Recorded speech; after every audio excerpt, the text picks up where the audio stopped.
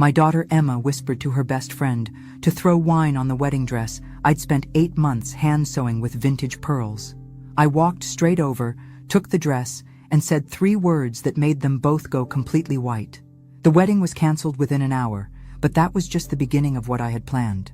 If you're watching this, subscribe and let me know where you're watching from. This story gets much wilder, and I want to see how far it reaches. Now let me tell you how we got here, because this betrayal was months in the making. My name is Susan Mitchell. I'm 58, and apparently I'm the kind of mother who raises a daughter capable of planning to destroy 8 months of my life's work for absolutely no reason I can understand. I was standing behind Emma's bedroom door that Tuesday afternoon, holding the freshly steamed wedding dress, ready to surprise her with the final fitting. That's when I heard her voice, crystal clear through the crack. "Just wait until she brings the dress tomorrow," Emma was saying to her maid of honor, Jessica. "When she's showing it off to everyone, throw your wine glass right at the bodice. We'll say it was an accident." My blood turned to ice water. "But Emma, your mom worked so hard on that dress," Jessica said uncertainly. 8 months of hand-beating and— "It's hideous," Emma cut her off. "Absolutely hideous, like something from a 1950s garage sale. But if I tell her I don't want it, she'll cry and make this whole guilt trip about Dad's memory." I pressed against the wall, the garment bag crinkling in my hands. "So you're going to let me destroy it?" Jessica asked. "It'll be perfect," Emma said with a smile in her voice. "Mom will be so upset about the accident that she won't have time to insist I wear it. I'll act devastated, say there's no time to clean it, and wear the designer dress I already bought." The designer dress she already bought. With whose money, I wondered. Certainly not hers, since she'd been unemployed for 6 months while finding herself. I stood there listening to them plan the destruction of something I'd poured my heart into. Every bead I'd sewn was placed with love, every stitch a prayer for her happiness. I'd worked evenings after my library shifts, staying up until my eyes burned. But this was different. This wasn't about money or convenience. This was about cruelty for its own sake. I walked back down the hallway quietly, hung the dress in my sewing room, and closed the door. Then I sat at my kitchen table and stared at my hands. The beading had taken me 3 months alone. Hundreds of tiny pearls and crystals, each hand-sewn in a pattern I'd designed myself. The lace was vintage, from my mother's wedding dress, carefully preserved for 40 years. The silk was the exact shade Emma requested, special ordered from New York. It was, objectively, a beautiful dress. Not hideous, not old-fashioned, beautiful.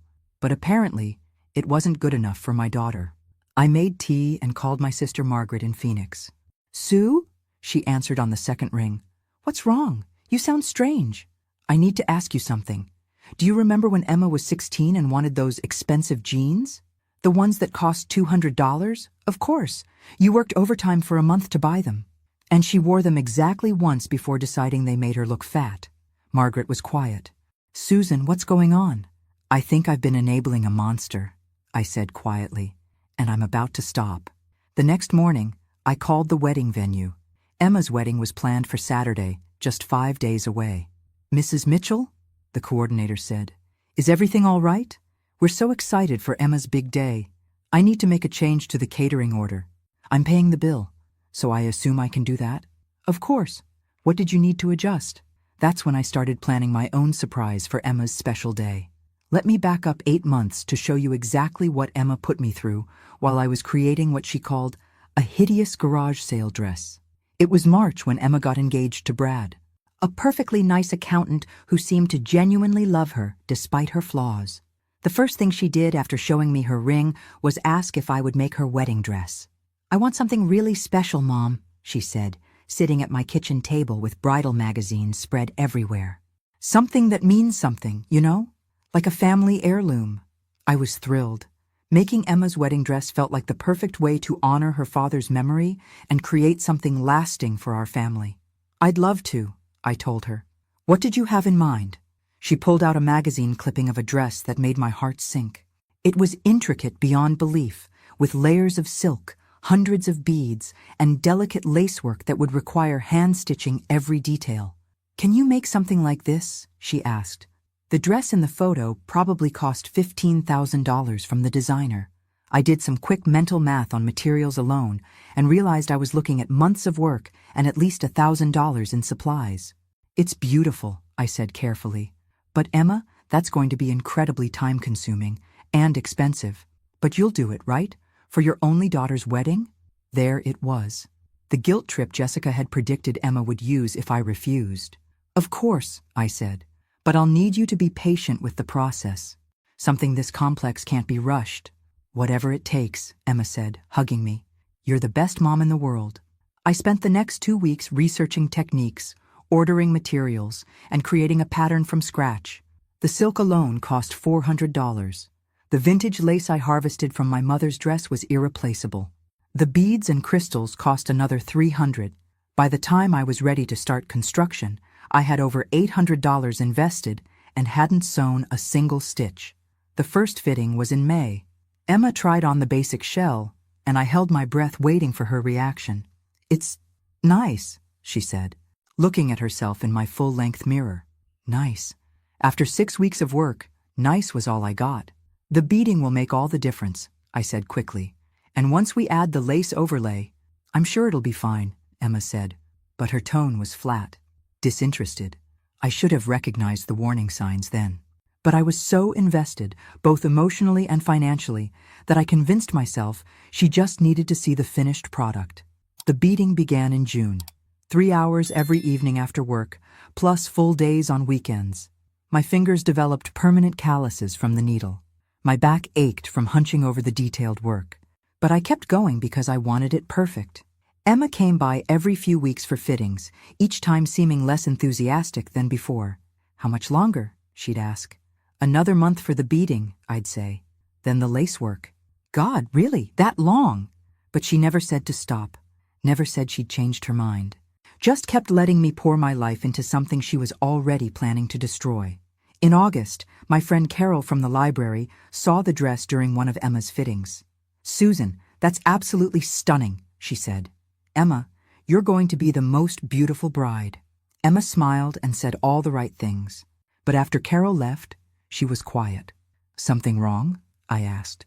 It's just very traditional, Emma said. I hope people don't think it's too old-fashioned. Classic never goes out of style, I said.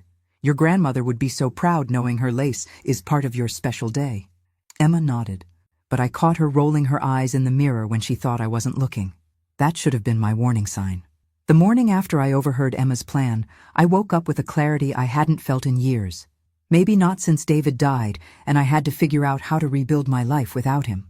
I made coffee, sat in my sewing room, and really looked at Emma's dress hanging there in all its completed glory. Carol had been right. It was stunning. The kind of dress that belonged in a museum, showcasing hand-sewing techniques that most people couldn't even identify anymore. I'd used French seaming throughout, which meant every seam was enclosed and finished by hand. The beadwork followed a pattern I'd designed myself, inspired by Art Nouveau flowers. The lace from my mother's dress had been carefully incorporated into the sleeves and neckline. This wasn't just a wedding dress, it was a masterpiece, and my daughter thought it was garage sale material. I picked up my phone and called Emma. Mom, is everything okay? It's like 7 in the morning. I wanted to catch you before work, about tomorrow's brunch with the bridal party. What about it? Tomorrow was supposed to be the final dress reveal. Emma had planned a brunch for her bridesmaids, her future mother-in-law, and a few close friends. I was supposed to bring the dress and present it like some grand finale.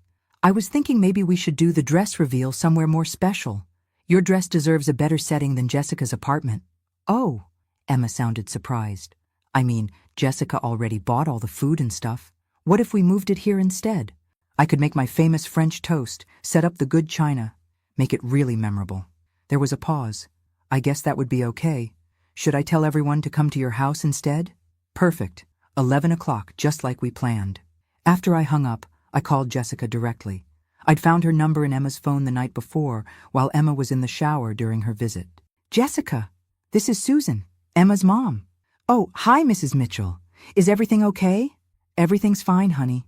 I just wanted to confirm you're still planning to wear that burgundy dress tomorrow. The one with the flowy sleeves? Yes. Emma said it would photograph well with the wedding dress. Perfect. And you're bringing your wine glass, the one Emma mentioned? For the toast? There was a long silence. I'm sorry? The wine glass. For when you throw it at my dress and pretend it's an accident. The silence stretched so long, I thought she'd hung up. Mrs. Mitchell, Don't worry, dear. I understand you were just following orders. But here's what's going to happen instead. I explained my new plan to Jessica, and by the time I finished, she was crying. I'm so sorry, she kept saying. I knew it was wrong. I told Emma it was wrong. You can make it right tomorrow, I said. Just do exactly what I told you. The rest of the day, I prepared. I cleaned my house until it sparkled. I set up my dining room with the good china and crystal glasses David and I had received for our wedding. I polished the silver serving pieces and arranged fresh flowers from my garden. Then I went to my sewing room and carefully folded Emma's dress into a garment bag. But not the garment bag Emma would be expecting. That evening, Emma called to confirm the time. Are you excited? She asked, and I could hear the fake enthusiasm in her voice. Oh, honey, you have no idea how excited I am to see everyone's reaction to your dress. Great, I can't wait either. Liar, I thought, but I just said, see you tomorrow, sweetheart. I spent that night alternating between fury and heartbreak. How had I raised a daughter who could plan something so deliberately cruel? But tomorrow, she was going to learn something new about her mother. I woke up early Saturday morning and made David's favorite breakfast casserole, the one I usually only made for holidays. I set the table with our wedding china and lit candles in the silver candelabras. By 10:30, everything was perfect. I'd even changed into the blue dress Emma had always said was her favorite on me. The first guests arrived at 11 sharp. Jessica came in looking pale and nervous, followed by Emma's cousin Sarah and 2 other bridesmaids. Emma's future mother-in-law, Patricia, arrived with a bottle of champagne for the toast. Emma was the last to arrive, with Brad trailing behind her carrying a camera to document the big moment. Mom, this looks amazing, Emma said, surveying my dining room. You really went all out. Well, I said, smoothing down my dress, it's not every day my daughter sees her wedding dress for the first time in its proper setting. Everyone gathered around the dining room table as I went to get the garment bag from my bedroom. Ladies, I announced, returning with the bag held high. I present Emma's wedding dress. I unzipped the bag with a flourish and pulled out the contents. Emma's face went through several emotions very quickly. Confusion first, then shock, then something close to panic. Because the dress I was holding wasn't her wedding dress at all.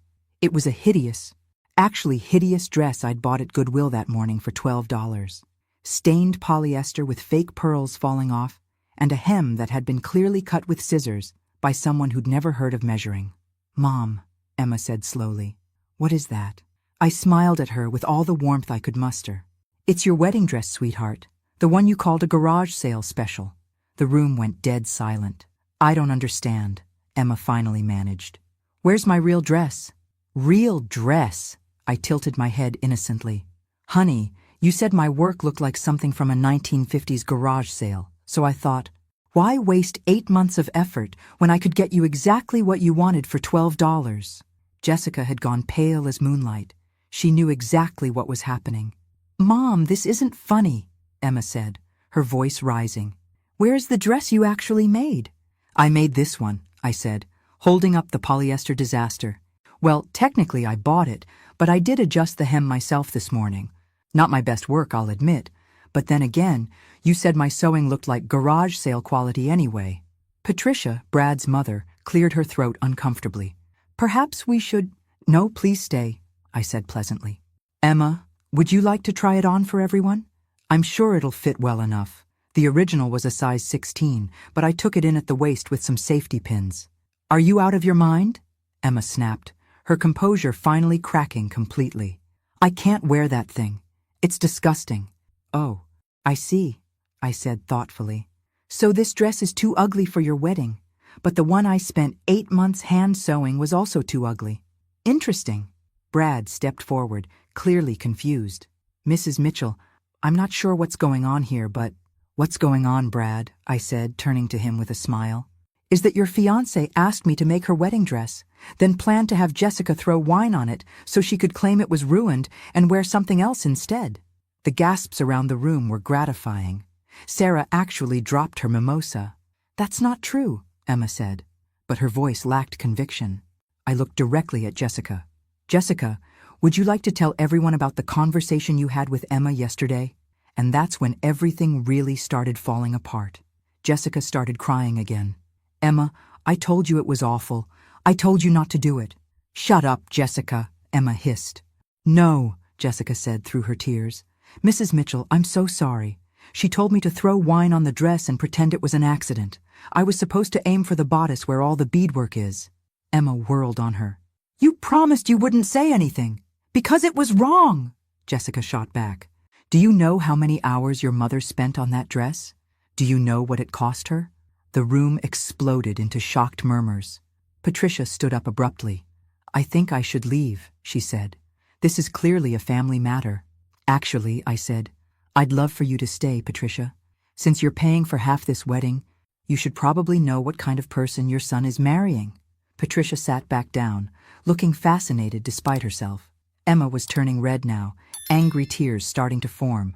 Mom, you're ruining everything. Everyone's going to think I'm a terrible person. Are you a terrible person? Emma? I asked quietly. No, the dress wasn't what I wanted, but I didn't know how to tell you without hurting your feelings. So instead you decided to have it destroyed and hurt my feelings anyway? It wasn't supposed to hurt your feelings. You would have thought it was an accident, but it would still be ruined. Emma, 8 months of work, gone. Your grandmother's lace, destroyed. How exactly would that hurt my feelings less than just telling me the truth? Emma opened and closed her mouth several times, clearly realizing how insane her logic sounded when said out loud. Where is the real dress? Brad asked quietly. The one you actually made? I smiled at him. I'd always liked Brad. It's safe, don't worry. It really is beautiful, despite what Emma thinks. Can I see it? He asked. Emma shot him a look. Brad, don't. I'd like to see what 8 months of work looks like, he said firmly. I nodded and went back to my sewing room. When I returned with the real dress, the reaction was everything I'd hoped for. Oh my God, Sarah breathed. Emma, this is incredible. Patricia actually stood up to examine the beadwork. This is museum quality, she said. Emma, how could you call this hideous? Emma stared at the dress like it was a snake. It's just not my style. What's not your style about it? I asked. The hand-sewn French seams? The vintage lace from your grandmother? The beadwork I designed specifically for you? It's too fancy, Emma said weakly. Too fancy for your wedding? Brad asked, his voice getting an edge to it. Emma, this is the most beautiful dress I've ever seen. You don't understand fashion, Emma snapped at him. Wrong thing to say. Brad's jaw tightened. I understand when someone puts love into their work, he said. And I understand when someone is being deliberately cruel for no reason. Oh, please, Emma said. It's just a dress. And that's when I knew I was done. Not just with the dress, not just with the wedding, but with enabling Emma's selfishness. You're right, I said calmly. It is just a dress. And this wedding is just one day. But character is forever, Emma. I folded the real dress carefully and put it back in its garment bag. I'll be keeping this, I said. Maybe someday you'll have a daughter who appreciates the work that goes into creating something beautiful. But I wasn't done yet. Not by a long shot. The brunch ended with Emma storming out and Brad staying behind to apologize for her behavior. That was my first clue that maybe I wasn't the only one who'd been having second thoughts about Emma's character lately. Mrs. Mitchell, Brad said after everyone else had left, I had no idea about any of this. The dress is absolutely beautiful, and what Emma planned? I'm ashamed of her. I was loading dishes into the dishwasher, mostly to keep my hands busy while my emotions settled. Brad, honey, you don't need to apologize for Emma. She's a grown woman, responsible for her own choices. But she's going to be my wife in 6 days. The way he said it, like he was trying to convince himself it was still a good idea, made me pause in my dish loading. Can I ask you something? I said, turning to face him. Has Emma done things like this before? Planned to hurt someone? And then act like the victim when she got caught? Brad was quiet for a long moment, staring at his coffee cup. There was something with her last job, he said finally. She got fired, but she told everyone they laid her off. I found out later she'd been spreading rumors about her supervisor to try to get her position. I wasn't surprised, but it still stung to hear confirmation that my daughter was exactly who I thought she was becoming. And there was an incident with my sister, Brad continued. Emma told her that her boyfriend was cheating, but it turned out Emma had misunderstood a conversation she'd overheard. But instead of admitting the mistake, she doubled down and said Lisa was naive for believing him. What happened? Lisa and Mike broke up. They were together for 3 years, and they broke up over something that wasn't even true. They got back together eventually, but Lisa still doesn't trust Emma. I sat down across from him. Brad, why are you marrying her? The question hung in the air between us. I hadn't meant to ask it so bluntly, but there it was. I love her, he said, but he sounded like he was trying to convince himself. Love isn't enough, I said gently. Trust me, I learned that lesson the hard way. You can love someone and still recognize that they're not good for you. What are you saying? I'm saying maybe you should think carefully about whether this is the person you want to build a life with. Because this behavior, this selfishness and cruelty, it doesn't get better without consequences. And marriage isn't going to change her. Brad left that afternoon looking troubled, and I didn't hear from Emma for 2 days. When she finally called, she was crying. Mom, Brad wants to postpone the wedding. Part of me felt sorry for her. The way you feel sorry for a child who's finally experiencing consequences for their actions. But a larger part of me felt proud of Brad for recognizing what he was getting into. What exactly did he say? I asked. He said he needs time to think about whether we're compatible long term. He said what I did with the dress made him question my character. She was sobbing now. How could you do this to me? Emma, I didn't do anything to you. I simply stopped enabling you to hurt people without consequences. But now I might lose Brad. Yes, you might. And that's entirely your fault. I can't believe you're being so mean to me. Daddy would never have treated me like this. That hit me like a physical blow. Mostly because it was probably true. David had always been Emma's champion, always found excuses for her behavior. But David was gone, and I was tired of being the only parent willing to love Emma enough to tell her the truth. Your father isn't here, I said quietly. But if he were, and if he could see what you planned to do to that dress, I think he'd be just as disappointed as I am. Emma hung up on me. That night, I called the wedding venue and made one more change to Saturday's event. And this one was going to teach Emma that actions have consequences she never saw coming. Friday morning, exactly 24 hours before what should have been Emma's wedding, my phone started ringing at 6 a.m. I let it go to voicemail while I made my coffee and read the morning paper like any normal person who wasn't about to destroy her daughter's entire world. The voicemail was from Emma, of course, sobbing, hysterical, barely coherent. Mom, they called me. The venue called me. They said you canceled the whole reception. Not just the catering, everything. The flowers, the band, the photographer. How could you do this to me? It's my wedding day tomorrow. I deleted the message and poured myself a second cup of coffee. Such drama. You'd think I'd canceled Christmas instead of a celebration for someone who planned to destroy 8 months of my work for fun. My phone rang again. This time, it was Patricia, Brad's mother. Susan? I just got off the phone with Emma.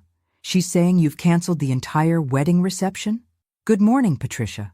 Yes, that's correct. I've withdrawn my financial support for the event. But we sent out invitations. People are traveling from out of state. The flowers alone cost $3,000, which Emma never offered to pay for, I said calmly. Patricia, let me ask you something.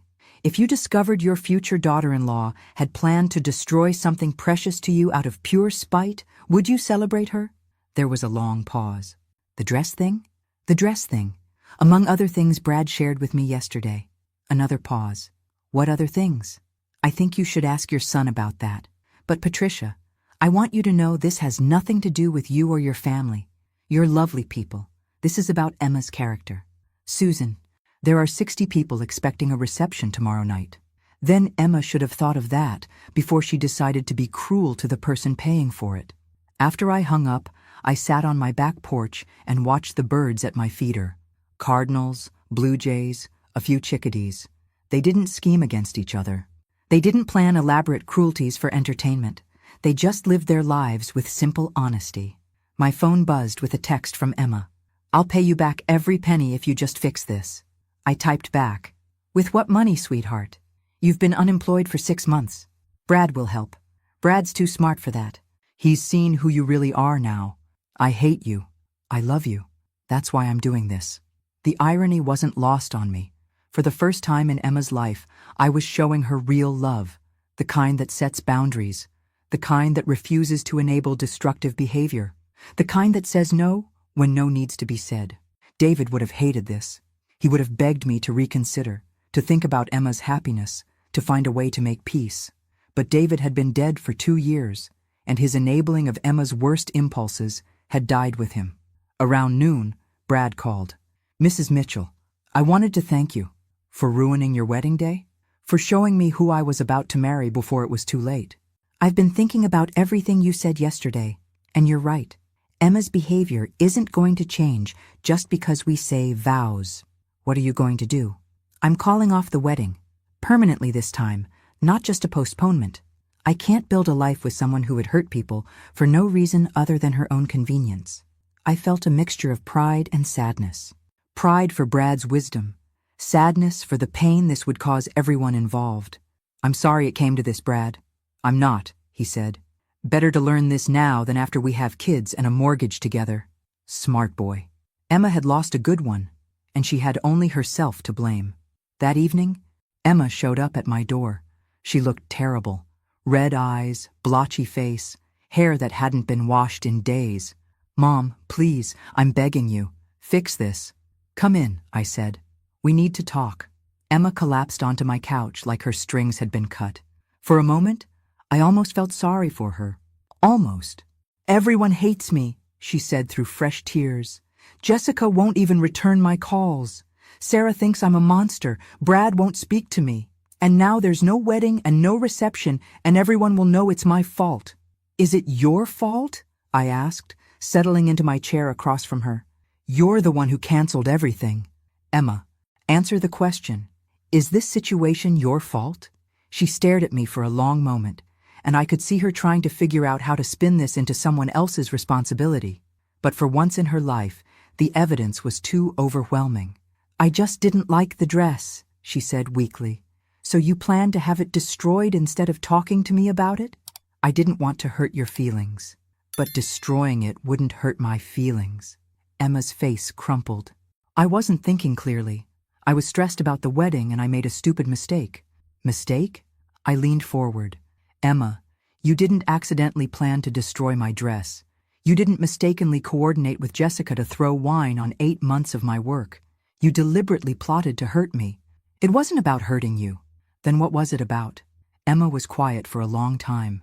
When she finally spoke, her voice was small. "I wanted everyone to think I looked perfect, and your dress it was too much, too fancy. I was afraid people would think I was trying too hard. So you decided to wear a designer dress that cost 3 times as much instead? That's different." That dress looked effortless. I stared at my daughter, this woman I'd raised and loved and sacrificed for, and realized I was looking at a stranger. When had she become someone who valued appearance over substance? When had she learned to lie so easily to the people who loved her?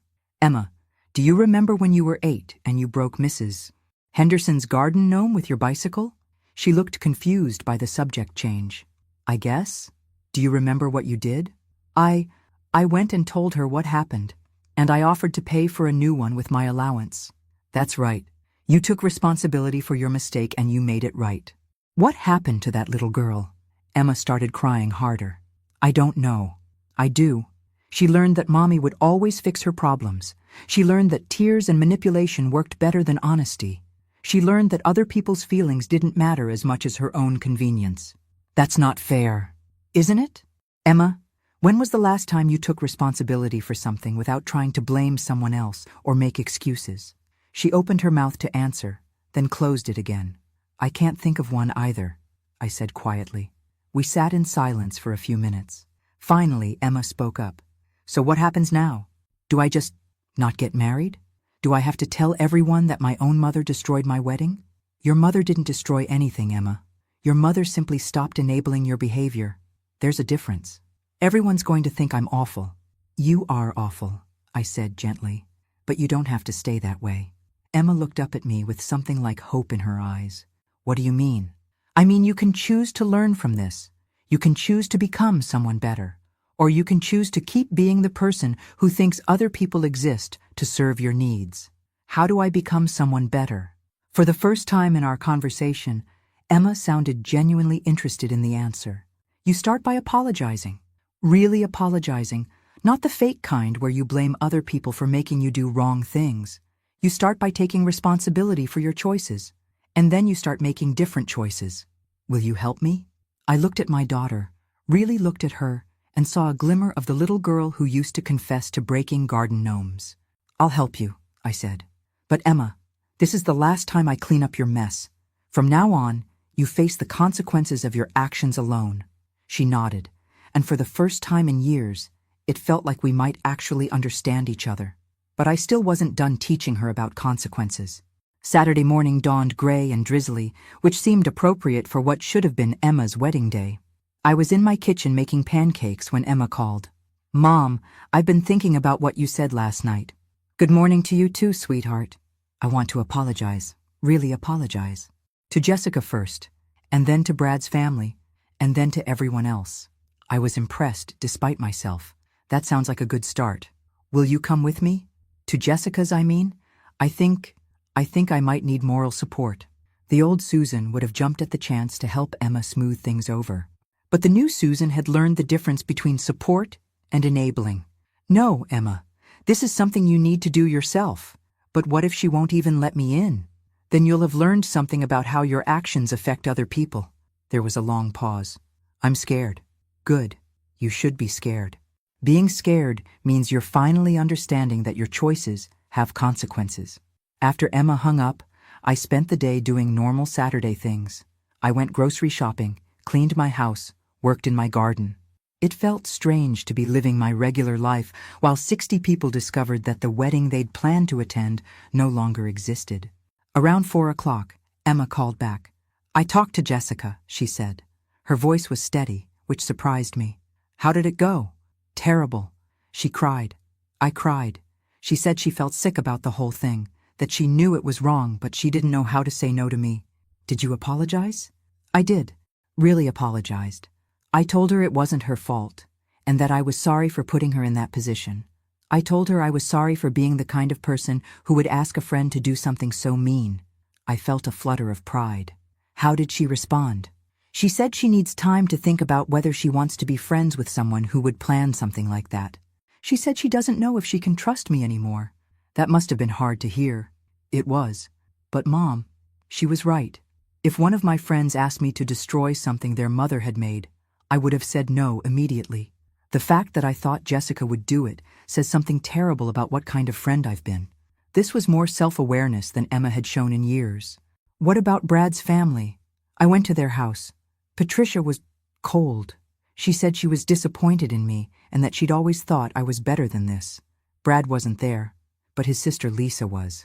I remembered Brad mentioning Lisa, the one whose relationship Emma had nearly destroyed with lies. How did that go? She said she wasn't surprised. She said I'd shown my true colors before, and this just confirmed what she already knew about me. Ouch. Yeah. But Mom, the thing is, she's right too. I did lie about her boyfriend. I convinced myself I was protecting her, but really, I was just causing drama because I was bored. Emma was quiet for a moment.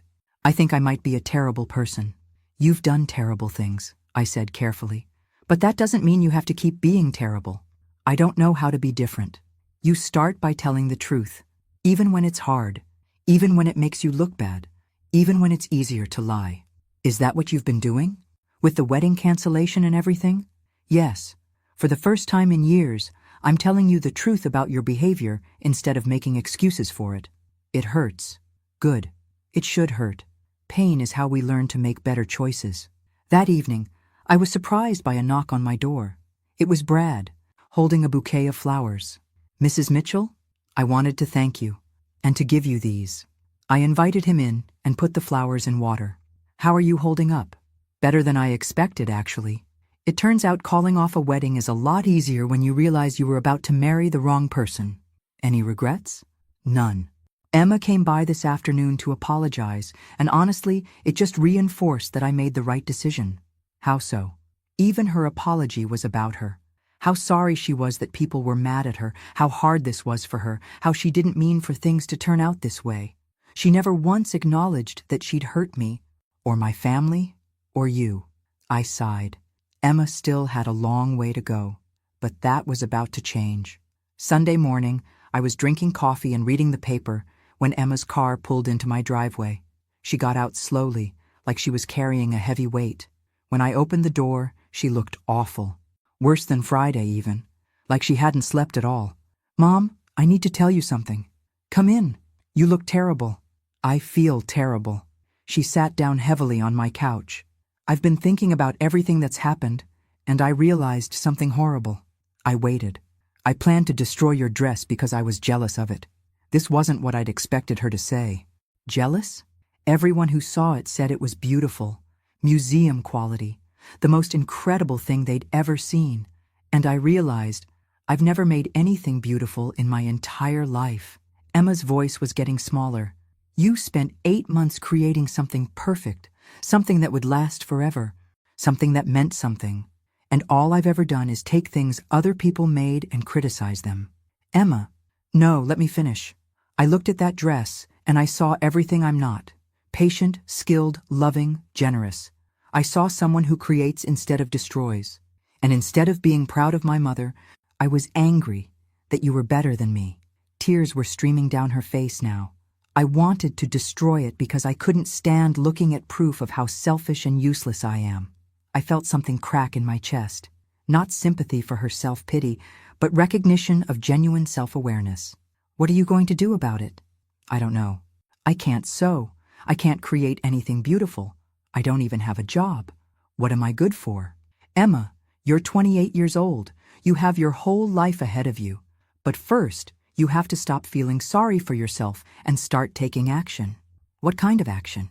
"Well, for starters, you could get a job. Any job. Learn what it means to work for something instead of having it handed to you." She nodded slowly. "I've been applying places. It's humbling." "Good. Humbling builds character. And I want to pay you back. For the dress materials, for the wedding expenses, all of it. That would take years on an entry-level salary. Then it takes years. I need to make this right." We sat in silence for a while. Finally, Emma spoke again. "Mom, can I ask you something?" "Of course. Why did Dad always take my side? Even when I was wrong?" I'd been dreading this question for 2 years. "Your father loved you very much, but he was afraid that if he was too hard on you, you'd stop loving him back." "Did he know? That he was making me worse?" "I think so. We argued about it sometimes. But David grew up with parents who were very critical, and he wanted to be different. He was different. He was wonderful. But you're right, isn't you? He did make me worse." I nodded. Enabling someone's bad behavior isn't love, Emma. It's fear. Your father was afraid of conflict, so he chose peace over your character. And you chose my character over peace." Finally, Emma stood up. "I should go. I have some more apologies to make." "Emma, wait." I went to my sewing room and came back with a small wrapped package. "What's this?" "Open it." Inside was a simple sewing kit. Needles, thread, scissors, a thimble. "I can't sew, Mom." "You can learn. It takes patience and practice and the willingness to start over when you make mistakes. Kind of like rebuilding your character." Emma held the kit like it was made of glass. "Will you teach me?" "If you want me to." "I do. I want to learn how to make something beautiful instead of destroying it." As she drove away, I felt something I hadn't felt in years. Hope for my daughter. But I still had one more surprise for her. 3 months later, Emma had been working at a coffee shop for 6 weeks, had apologized to everyone she'd wronged, and was slowly learning to sew under my careful instruction. She was terrible at it, but she kept trying, which was more than she'd ever done before. That's when I decided it was time for the final revelation. "Emma, I have something to tell you," I said one evening as she struggled with a basic straight seam. "If it's that I'm hopeless at this, I already know." "No, it's about your wedding dress, the real one." She looked up from her stitching. "What about it?" "I never actually made it for you." Emma stared at me. "What do you mean?" "I mean the dress you saw that day, the one everyone said was beautiful. That wasn't your wedding dress." "I don't understand." I got up and went to my bedroom closet. When I came back, I was carrying a different garment bag. This is your wedding dress. I unzipped the bag and pulled out a dress that was adequate, pretty, well-made, but simple. Nothing like the masterpiece everyone had admired. The dress I showed at the brunch was one I made 20 years ago for a client who never picked it up. I kept it in storage all this time. Emma's mouth fell open. You mean, I spent 8 months making you a perfectly nice wedding dress. Not a museum piece, not a work of art. Just a good, solid, beautiful dress appropriate for a wedding. But why did you switch them? Because I wanted to see what you'd do when faced with true beauty. I wanted to see if you'd appreciate something extraordinary or try to destroy it. Emma was quiet for a long time, staring at the actual dress I'd made for her. It's beautiful, she said finally. It's really beautiful, Mom. It is, and I made it with love, just like I told you. But Emma, it's not the dress that matters. It's what you chose to do when you thought you were faced with something perfect. I chose to destroy it. Yes, and that told me everything I needed to know about who you'd become. Emma set down her sewing and looked at me. Are you ever going to forgive me? I already have. The question is whether you're going to forgive yourself and do better. I'm trying. I know you are, and that's why I'm going to tell you one more thing. What? Brad called me yesterday. Emma went very still. What did he say? He's been watching you these past few months. Watching you work, watching you learn, watching you take responsibility for your mistakes. He's impressed by the changes you've made. Does he want to talk? He might. But Emma, you need to understand something. Even if Brad forgives you, even if you get back together, you're not the same person you were 3 months ago. And any relationship you have going forward has to be based on who you are now, not who you were. Emma nodded. I understand. And honestly, I don't think I want to be with someone who would marry the person I was before. That person was awful. I smiled at my daughter, this woman who was finally learning to see herself clearly. So what now? She asked. Now you keep practicing. Sewing, honesty, taking responsibility, making amends. You keep building the person you want to be instead of tearing down the world around you. Emma picked up her sewing again. Mom? Yes? Thank you for not giving up on me, for loving me enough to let me fail. That's what real love looks like. Sweetheart, it's not always pretty, but it's always worth it. As I watched Emma work on her crooked stitches, I thought about the wedding dress hanging in my closet. Maybe someday she'd wear it, maybe not. But either way, she'd earned the right to choose, and that made all the difference. Thanks for listening. Don't forget to subscribe and feel free to share your story in the comments. Your voice matters.